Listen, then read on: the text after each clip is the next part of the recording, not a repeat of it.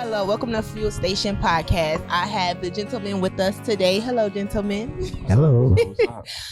We are going to be having a conversation about what Christian men look for in women. And we just want you guys to get the perspective of the gentlemen here. So I hope y'all enjoyed this podcast, and welcome. If you're new, subscribe to our YouTube channel, okay? And watch our other YouTube podcasts. You'll love them. New videos drop 6 a.m. Sundays for Fuel Connect. And that too. Yes. Okay, so I'm just going to go ahead and start off with the first question. Whoever wants to jump in, you can jump in, okay? First question. What do Christian men look for in Christian women? Anyone? I'll go. Hi, everybody. I think that's a twofold question for my answer is what we think we want versus the reality. So what we think we want goes into how you may be raised or your experiences in church. So I'm speaking from the perspective of somebody who's raised in church, right? You want someone who hits those benchmarks of whatever church you're raised in, how they look at their women, how they treat their women. You want someone who is like that idealistic type person. Sometimes you're like the first lady or a godparent or somebody that's in the church, right? So you look for that part because that's what you're taught. But the reality is you look for someone that's compatible. So you may not hit every benchmark that I've grown up with, but when that was all I knew, that's what I wanted, or so I thought I wanted. And then when reality sets in and I start seeing the world, the greater world, it's like, okay, I need somebody that I'm compatible with. I need someone that's a complement to my personality, that is can be a partner, an actual partner, not just someone that I'm sitting next to in church or whatnot, someone I can communicate with, someone that I can grow with, someone that I can learn with. Like let's call it the Jeremy 2.0.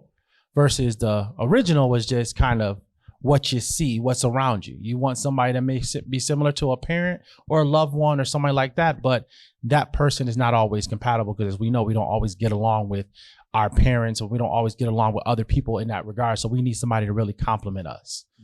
Okay. Anybody else want to jump in there? That's good. And thank you, Keita, for doing our show. Hello, everybody, again. I'm so honored to be here with our amazing, they are so amazing. I love them. I would say we're looking for help. We're at the core, we're looking for help that's in physically, spiritually, emotionally, sexually. We're looking for help. We're looking for someone compatible enough who can help us with our calling and our purpose. And I think where a lot of guys have had their struggles, when you see guys hesitate when they looking to meet someone, it's because they're really trying to see, is this person a suitable help for me? That's really the hesitation. And so I think most guys, we want to make sure we're attracted to her. Most guys are governed by our eyes. And so once we know, okay, there's a physical attraction there, the next thing in our subconscious, we're looking for is, can this person help? Kind of like what Jeremy said. Can this person be compatible with me in the things that God has given me, and I can be compatible with the things that God has given her? So I would say we're really looking for help, but not the type of help where the person like dominate me or nothing, but just more someone who can walk along with me to help me accomplish the things that God put in my heart. So can you, excuse me, you guys. So can you give me an example or give us an example of what that looks like to you? Well, I'll use my wife as an example. She's when I first met her, I first noticed her attraction. That was number one. Then I think the thing that really made me kind of really pray and say, Lord, is this the woman for me? Was I started listening to how she spoke. I started listening to what her vision was. And I'm like, okay, if her vision is, and I said it, used to say it in the single seminars, if her vision is to go 90 east, and I already know my vision is to go 90 west from the jump, even with her attraction, she's not for me. Okay. You see what I'm saying? So I need someone who to help me to go 90 east because I already know that's where I'm going. Okay. So basically they got to fit in your direction. Yeah, and Okay. I'll jump in because, recently married, only about a month in, but in meeting my wife, hi Sharice, with her, like, we talk a lot. Like we took a walk earlier today, and I made the comment, we've been having a very long conversation for almost 3 years. So in meeting her, that gave me more validation because as we talk a lot and we're talking about everything, we see we're going in the same direction. Yeah, we said we want marriage, we want this, we want that when we first met, but then reality sets in. And as reality sets in, you realize, or at least I realized, there are some things that I thought I wanted that I did not want. And so there are some things that I said I always wanted to do. I don't want to do those things. Call it age, call it wisdom, call it experience, call it all these things. But as we grow, we're still growing, and we're still growing together, and we're still growing in the same direction. So like, yeah, there are some things that I never wanted to do that I actually want to do now. Like skydiving. Still, I'm more on board with skydiving than I was 2 years ago because I said absolutely not. I'm not jumping out of a plane, but I'm on board. I just gotta get my weight down. Okay. So like there are things, some things will change. And that's important to note. Like you may be going in the same direction, but like y'all both might have to shift direction. So like Pastor Nate was saying, you might be going in the 90 East, but you might have to get off at the 198 now to say, okay, we need to cut across town because this direction isn't working for both of us. And we both see that. So we're going to audible this way together. And as long as we stay together, we communicate, we build that plan together, we're still going in the same direction, and which is to our final destination, whatever that may be. But we're enjoying the journey along the way. And so could we say that it's safe to say that we shouldn't have so many requirements held for ourselves and what we are looking for? Because like you said, you thought you wanted some things, but you didn't want that thing. And I know a lot of guys, they say, oh, well, I want somebody that's like this and like this, and they gotta have that, and they gotta have that figure and this figure and that figure and that figure. And then you limit yourself on who could be coming into your life. And then that person that God has for you may walk into your life, but then you lose it because now you have all these expectations. So you're saying that it's safe to not have so many expectations, but look for that main thing that's going to, what can I say? Can anybody jump in? I got you. You have those expectations, but you have flexibility.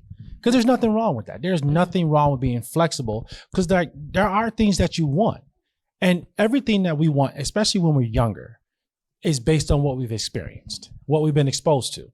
So if our influences have taught us to think a certain way, that's exactly how you're going to think. But as you experience life as you get older, those things start changing, and you have to keep in mind. That's why, I bring up the communication part, because if you don't talk, but you start changing and you don't tell your partner that you're changing, or you don't communicate enough where they can see the change, now you start growing apart. Right. Because they're going to notice something's different. You spend enough time with a person, you can tell when something's off. You can tell when they're not saying something. You can tell when they're saying something. You can tell when something's wrong. You may not know what that thing is, but the familiarity you have with seeing a person every single day, talking to them every single day, something's off. So if I say good morning, beautiful every day, the day I say good morning, whoa, wait a minute. What's wrong? You missed a word. You missed a consistent point on there. What's wrong? So right. you pick those things up. Okay, Jerome? I would say like a good friendship. Like, I feel like a friendship is key, like, before any relationship even gets started, to be real. Like, so a good friendship that's following God just like you, that's what I know that men would actually, like, require from women. Because it's like nothing feels better. Because in our life, just like as in a woman's life, everybody have a past. Every man got a past, every woman got a past. But I know for us men, I could speak on, it is very hard for us to shut certain doors and it doesn't mean that a woman is not hard for them, but it's just, I know for men, it's hard. For example, I'll be straight up. It's hard for a man to stop talking to multiple women. So once he finally does, and he gets this one best friend, I promise you he'll be the most loyal guy ever. But having that friendship, seeing something that these other billions of women he was with never done. So people say, oh, well, because she didn't give up her body. It's more than that. Sometimes it's how she talks to you, how she deals with you. Do she make you feel like a man? Even if you vent to her, is she going to take that and use that against you? So these are certain things, because men have feelings too. So once a man feel like he can't talk anymore, it's over. So I feel like really being his peace, being his just like when he comes home, because he deals with so much, especially if he's a provider. And I know all the women who's watching, y'all want a man who can provide, right? Well, let me tell you something. When he comes through them doors, every time a man comes through them doors, he just got done tackling the world, fighting with his managers. So when he get home, you don't need to be yapping at the mouth, none of all that other stuff. You just need to be his peace. And sometimes all a man need is just his head rubbed, his beard rubbed, little thing. Look, you see what I'm saying? Like, rub that bald head. If your man is bald, rub his head right now. Okay, I'm telling you right now. But It feels great. it feels great. Now I got hair, I got a beard, you know. But I just feel like just being his peace and just be able to, like you said, having talks, walking. I think this stuff is beautiful, but just building that friendship, I think that's what we look for. So is that a sense of security thing for men? Because I know a lot of the times men date a lot of multiple women because they're scared to give their heart or their self to a woman, because you know they're scared to like let go and then get left. I'm on that. Well, I'm hopping on when y'all done. Let me say it. I'll say this because I'm gonna turn these guys loose because that is a loaded thing you just said. Okay, do that. You said the word security, and I'll just say this for all the sisters out there. There's two areas that I have seen in my life. I know for me, and I know a lot of men who had a past like me, there's two main areas that men have looked for in the area of security. With his emotions, he need to feel secure that he can show who he really is. And you a wimp. Yeah. You a wimp. No, I'm not. I'm just hurt. But I have to always act tough. And so what my wife give me, she give me a space that I can be myself, that if I have a day that I am not feeling as tough, she gives me that space. So she give me the security to finally let my emotions go. And what a lot of guys don't feel is secure. She may look good. She may have all the other things, but the moment he show her him, oh, I don't like him. He this and this. And so guys will hold that back. Yes. And the other area is sex. He needs to know that in the area of sexual security, because a lot of brothers, that is like it's like, in their mind, that ain't all guys look for, but in their mind, they feel when I get my wife, I want to enjoy her. I don't want to go to the store and the store is always closed. Mm-hmm. You know what I'm saying? I don't want to feel like, that feeling of just knowing that it's available. It don't mean that you're going to go to the store all the time, but just knowing the store is open if there's a need. That's security. Okay. Where I think a lot of brothers get scared when it comes to the marriage thing is that, is this store going to have sexual access when needs arrive? Or would it be a manipulation? Okay, before we're married, I'm gonna be always open. Mm-hmm. Now I'm married, the door is shut, ain't open until the fall. If you're lucky. Yeah. And that is so subconsciously men are looking for, I think when guys can sense that I have a place of where I can be, I'm looking for that security where I can let this person have my heart and still respect me. And there's a place that I can go to enjoy the connection of sex and know that I'm not gonna go there and have to wait till the fall season before I can go and get me some bread. Mm-hmm. Use as a reward system. Yeah, or reward system. Those are the two biggest securities I think most guys subconsciously look for. So I'll let these guys kind of. Jerome chopping at the bit here. So the other one is either to further that point or even add another point in there. Validation. men seek validation, whether it be Christian, secular, whatever. We seek validation. So just like Pastor Nate was saying, we want to feel heard. We want to feel loved. We want intimacy too. But see, toxic masculinity has such a strong role in the way we're raised, and the way we're taught to view women, and the way we're taught to view men, and the way we're taught to communicate and stuff with other men, that when it comes to relationships, now we don't know what to do.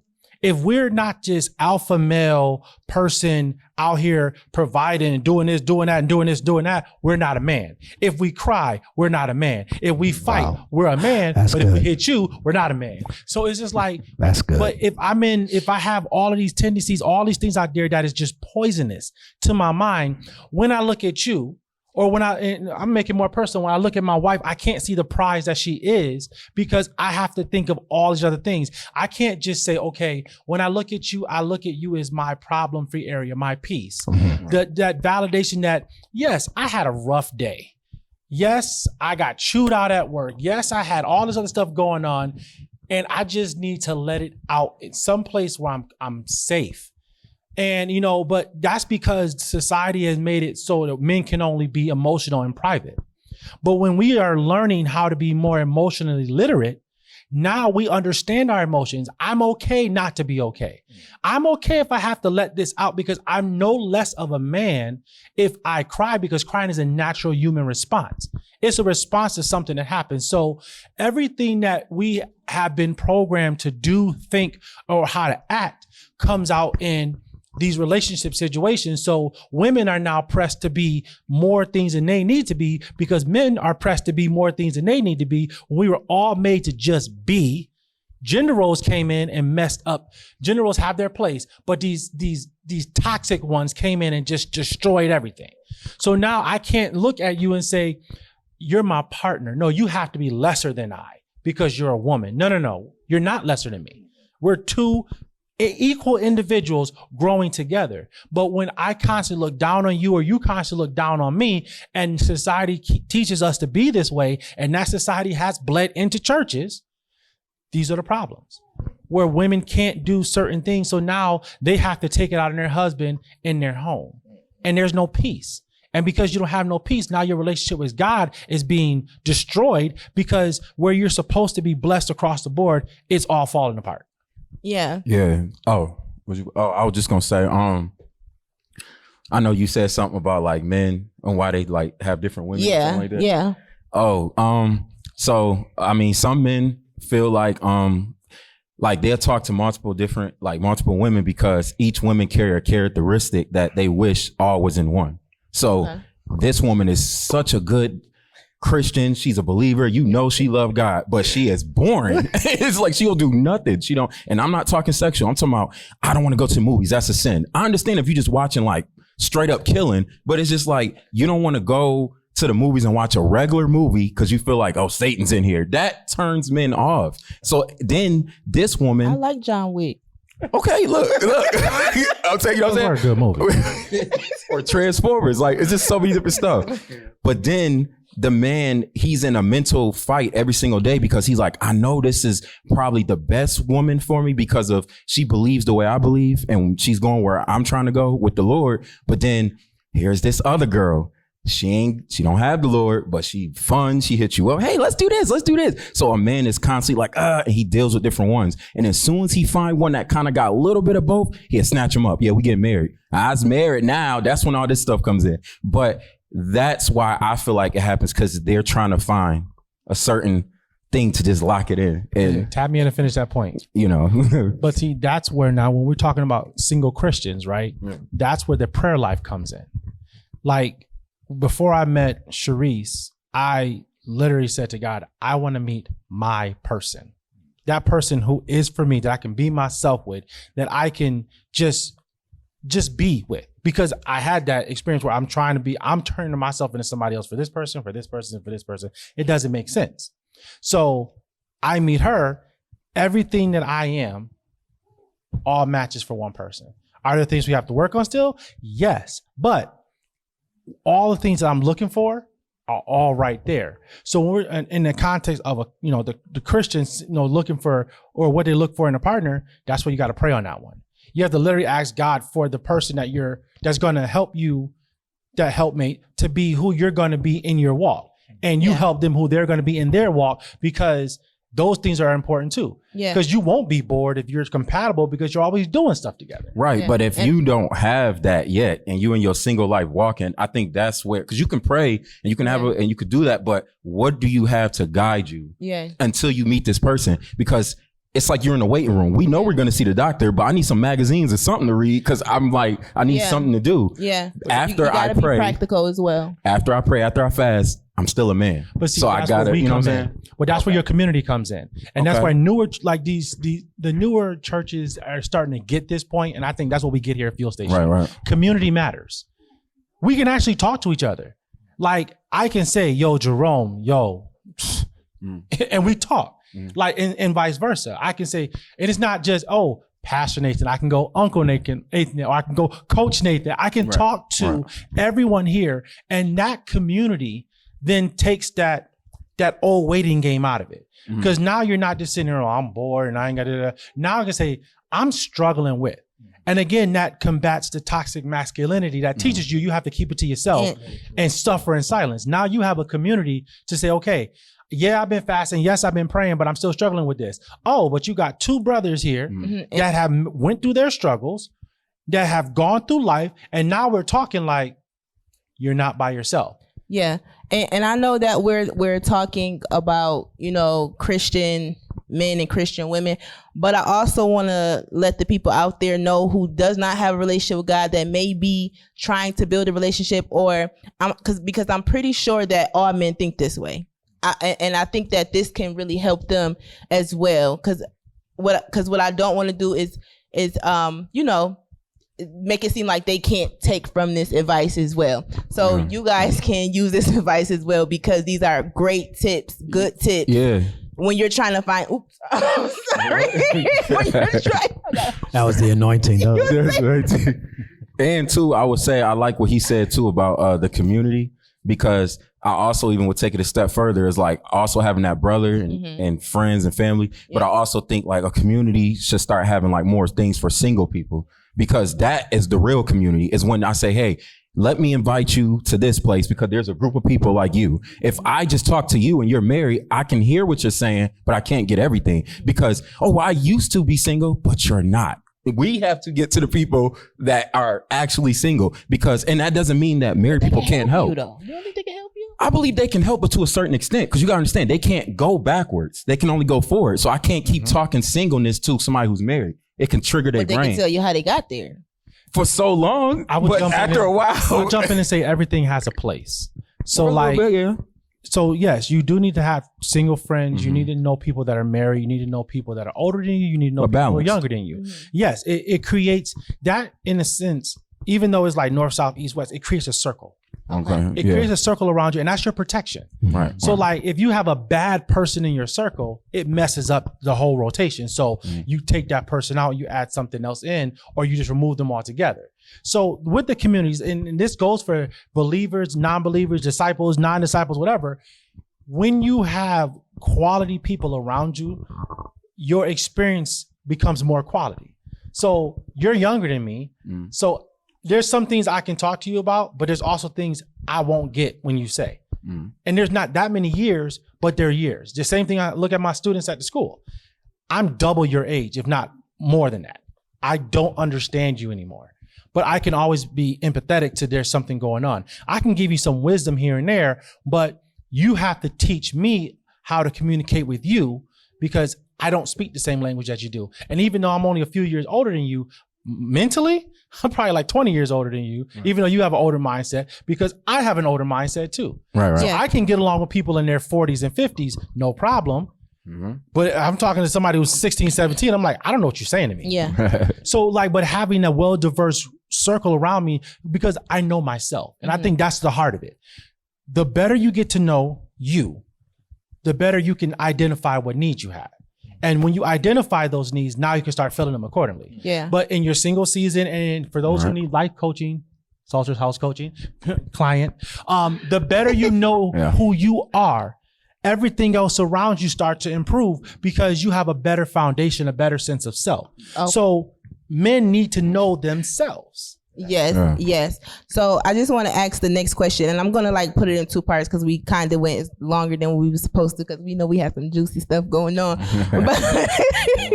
but so the next question is, what are some red flags that you notice that would stop a man from pursuing a woman, a Christian woman, a believer that believes in God?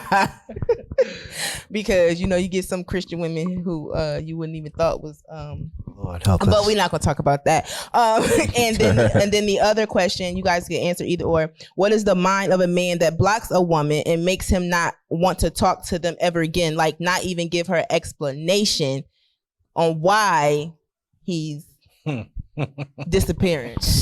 All right. So the red flag, I would say for me, because of what I was exposed to, one of my number one red flags is if she is 100% spiritual, super spiritual. Try to tell you. Always, and I'll say why, because that doesn't that most women sometimes think, oh, a man needs someone who know how to pray, and it's true. But a lot of men will take a person who just only knows Psalms 23 and look good and got a decent head, and he'll because as the scripture says, if we're the head, definitely we want a woman of God. I'm not saying that, but I'm just saying that if she's trying to impress him with her spirituality, that a lot of times is a red flag, because sometimes those are the ones that in my past I've seen had the craziest backstories. When they weren't speaking in tongues, you start seeing that, oh Lord, what is this? That what just came out? In tongues will be cussing you out. Yeah, I mean, I won't get into this, but I would say that when I see a person who's always, and especially too domineering, that's a red flag for me. Okay. So I would say, when I say super spiritual, I definitely, y'all know me. I will tell y'all, please have a prayer life. But when you're trying to win me over, because the Holy Spirit got me. My needs are met through the Holy Spirit. As a man, I need a physical companion. Right. You see what I'm saying? So I don't need a person to come in and play the Holy Spirit. He's doing a great job. I need someone who look good, who can talk with me and be a friend, and we can pray together. And that's what God blessed me with. So I would say that is my red flag. Don't come in with who you are with all your titles and stuff. That will make me say your validation is you're trying to impress me with this, but who are you? Who's the woman, the broken woman behind that spirituality? That's who I want to know. That's who I'm marrying. Is the broken woman, and I need to know who you are. Yes, that's good. Exactly. That's good. Anybody else want to chime in there, jump in there? I'll touch on really quick on both. Red flags, I don't need another mother. That's what I'm saying. I don't. I barely listen to the one I have now.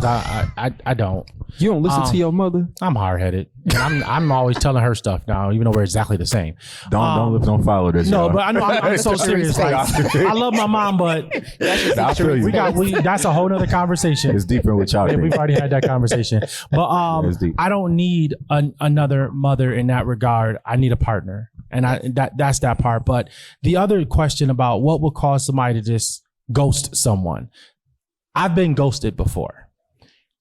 I think, and I'm talking about in a church, like growing up in church, I've been ghosted by someone, and I never really knew what the situation was. But I think it goes into personal insecurities, because if I hype myself up thinking that I want this, that, and the third, that's what I'm going to portray to you as a potential mate, right? I'm going to put that out there. When I either realize two things, I can't live up to it, or I don't really want it, I might be embarrassed. Like, I talked a big game, and now what? So and when you're working towards marriage, you have to face the music a lot of all the things that you thought you may have wanted to do, all the things that you were like, I'm gonna do this. Yeah, no, you're not. Yeah. You talked a real big game because you really didn't know what you wanted. You don't know what you don't know either. So you might end up having to walk away from someone because you're so embarrassed that you talked this game, and when it comes time, they say put up or shut up, you shut up. Like that was the only other option you had left. Okay, Jerome.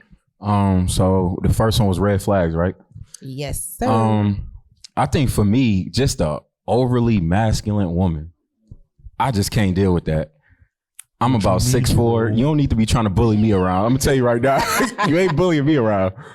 I understand things may have happened in their life and they past. What that got to do with me? See, that's the problem. What that got to do with me? So that would be a red flag. If I feel like you the homie, that we just can't work. I like very feminine women. And then I would say the second one was, what was it again? Y'all said it was what would make you ghost a woman. Oh, yeah. So what would make a man ghost a woman is how he was brought up. It has a lot to do with his childhood. First thing people run to is insecurities. It's more than that. It's how he was brought up as a man. And I'm gonna explain in a very quick second. When you're young, as men, we are told to have multiple women at one time, constantly.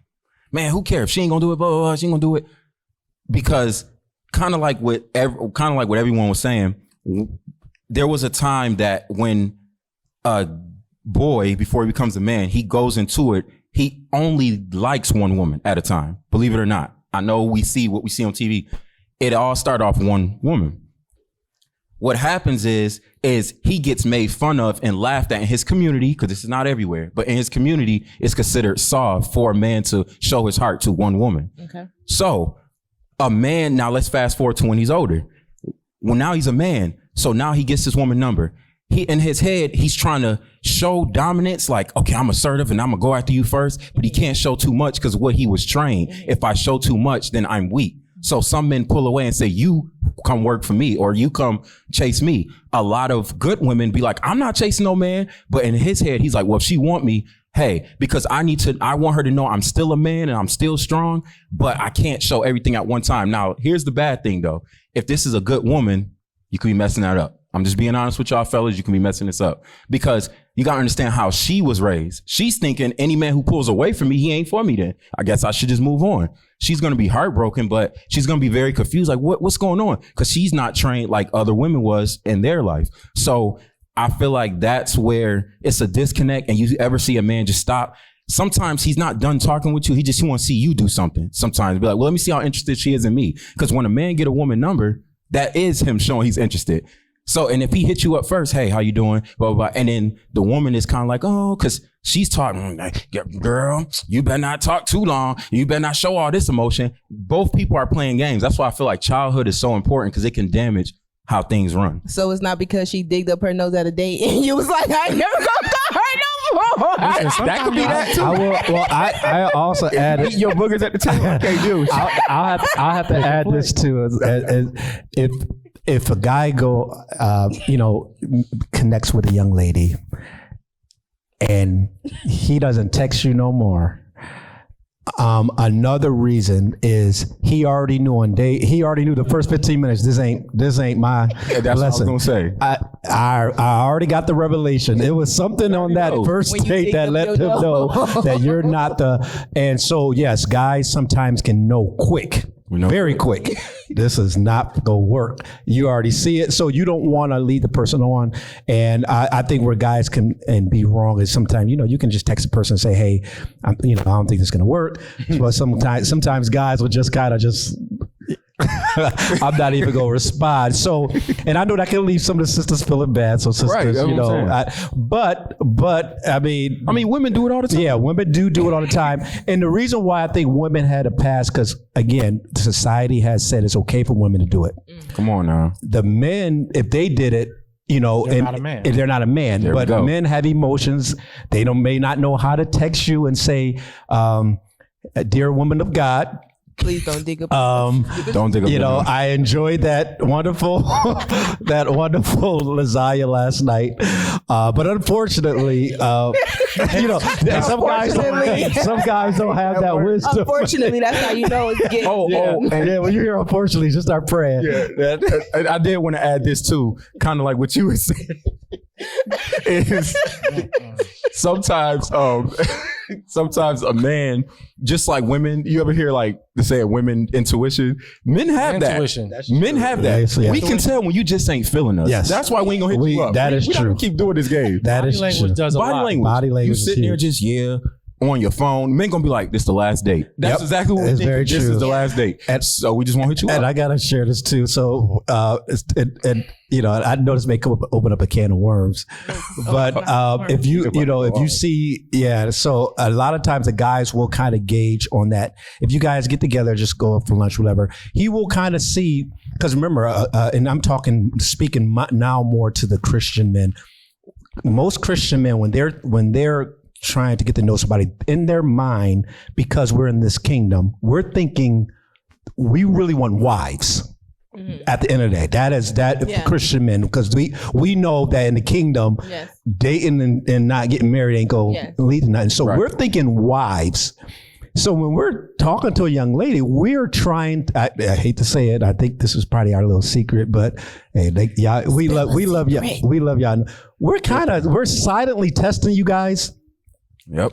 for quality assurance to see, can you endure? So I may take you to Subway I was just just about to see say- your attitude.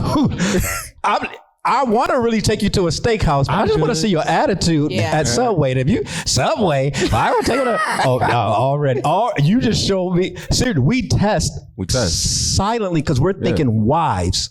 Yes. And we're, so if with noodles, yeah. So if we see you failing huge, major tests on day one, you may not get a text again. It's like you failed every category on day one. You were late. It was so funny. Remember, babe, the first time oh my God. I have to share this story real quick. I go to, me and my wife was dating, and I go to see her for the first time in Dominican. I don't know nobody. I'm in her country. I'm at the hotel all day waiting for her to get off. And I said, okay, yes, I'm going to take her out. And she was supposed to meet me and pick me up at the hotel at 4:30. That girl didn't come till 8 o'clock. I was so hot in Jesus' name. I had to put Jesus' name in that. I was so hot. I'm like, now in my mind, I was calculating notes. Because I was like, if this is a pattern, I already knew. But when she explained the story there, and she never did it again. And my wife is very prompt. But it was like I was testing that. I was looking at that, and from my mind, I was like, this will be my last trip. In my mind, I'm like, cause I don't. If something would have happened to her and I didn't know, I'm like, I'm left in this country, don't know nobody. And I'm not getting no text, no call. So I'm thinking, is she considerate? Is she even thinking about me? Who am I supposed to call? I don't even know no other word, but I'll go up in here. How am I gonna get back home? And I'm like, I need help. And then when she texted me and called me, and when we went out and she was like, I'm so sorry. She was sharing about the traffic. And come to find out, she didn't have transportation. So that, her, when I got understanding of her, of what happened and how she got there, it helped me to kind of do the test again secretly. Because guys, we are silently testing when we're looking for wives. We're testing. So we're not going to try to take you to a $20,000 date night on the first. We'll test you with something small. We'll test you with a little bit of our heart, just to see if you go talk bad about us, if it's going to be spreading around the church. We go just share a little and test you and sit back, and we go be like, okay, she keep failing these tests. And you go see less texts. Good morning. Hey. 2 days later. Good night. And then next you know it, the text is getting less and less. So I hope that helped. Yeah, that helps, because that definitely happened to me. Okay, the less text. It's okay. We still got to alter. I've been washed away from that stuff. Well, see, I think that's important to just remember that men and women have very similar mentalities. We all want that security. We all want that understanding. We all want those things. And that emotional index that men have needs to be acknowledged, because though we're taught in our childhood to ignore it, we can't ignore it with the person we're going to be the most vulnerable with the longest period of time. Okay. Like, as adults, you are going to be vulnerable a lot in your personal settings, in your walk with God. When you're praying, Jesus told us, pray in secret. That's your most vulnerable time. Yeah. So if you're at home with your partner, that's when you're going to be the most vulnerable. And if you can't trust them to understand that and to honor that, I can't be with you. Okay. I don't want to be with you. Like, I'm going to go back about 4 months now, because that's pre-marriage. If I can't trust Sharice to handle this side of me, which I already knew she could, but if I couldn't trust her with that, it's not happening. Yes. Thank you so much for that. Okay. We're going to get ready to wrap this thing up. But before we go, I want to just do a quick summary. I just need one word, no explanation, anything, just one word to let the women know, any type of vocabulary, what the women should know, what they could work on, maybe something that they have an issue with, a problem with. But just to sum it up, I just need one word to let the females know, and the men probably as well. What is a quality you are looking for? And I mean, what is a quality that people should look for or women should work on when getting ready to become a wife? One word, real quick. Communication. Attitude. Wow. Respect. Oh, there it is. You have it. Thank you so much for watching Fuel Station Podcast. I hope that you enjoyed it, and we will see you again. God bless. Sunday, 6 a.m. new videos drop. God bless.